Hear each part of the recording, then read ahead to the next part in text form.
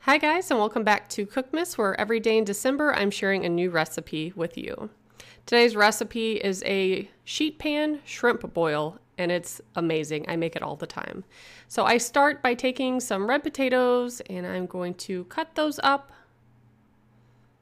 And I'll put the full recipe below. It came from my Delish cookbook, which is fabulous, by the way.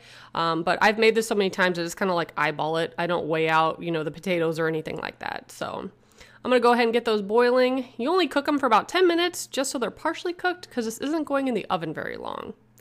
But while that is boiling, I go ahead and make this Old Bay sauce. So I have some mayonnaise, Old Bay seasoning. Also going to add some Dijon mustard, some lemon zest. Chives are also supposed to go in here, but I'm making this for me and my husband, and he hates everything. He doesn't like chives, so I leave that out. But of course, that would taste amazing with chives in it. And then I'm going to add the juice of half of one lemon. And that's all it is for the sauce. So I always do that at the beginning, mix it together really well, and then I go ahead and set it in the fridge until the rest of the food is done. But this sauce is so good.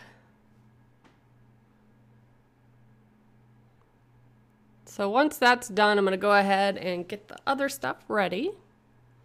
So for the rest of the lemon, I'm just going to go ahead and cut it, slice it up. So I have a lemon and then half of one. And then I've also thawed out my shrimp. I have about 2 pounds here, which is a little bit more than the recipe calls for, but it's thawed out. I'm going to add some olive oil, seasoned with salt and pepper. And again, I'm just eyeballing everything. And I like to add the seasoning to the shrimp first before I add everything else. So I'm adding some garlic powder, tablespoon of Old Bay,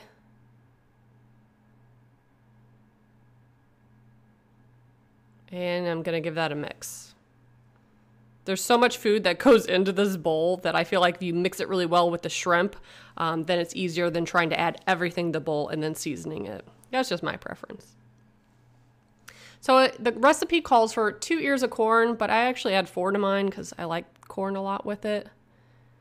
And this also calls for sausage, though I don't put sausage in mine. It might be okay with it, but I like shrimp a lot, so I just leave the sausage out.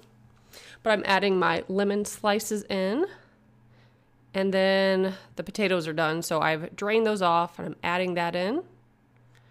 And then you're just going to toss that as best as you can. I've also added in some melted butter.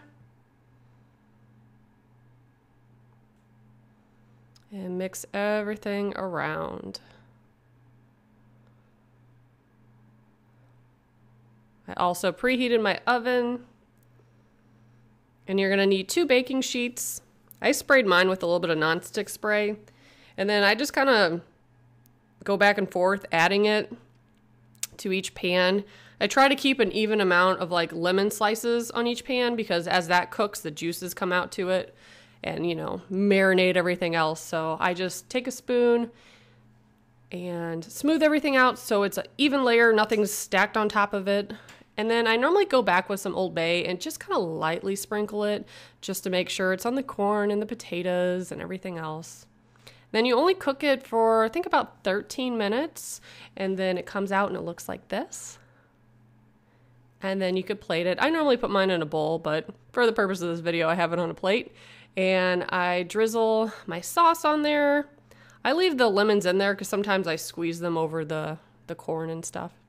And then I top it with parsley. Now this stuff is awesome. You can find it in the grocery store. It's partially dried, so it still has the flavor of like fresh basil, or fresh parsley rather, but it's not completely dried, and it lasts a long time in the fridge. And here is what it looks like. You guys have to try this. It's so easy, so simple. It's a must. And I'll also link that cookbook below. Thanks so much for watching. Bye guys.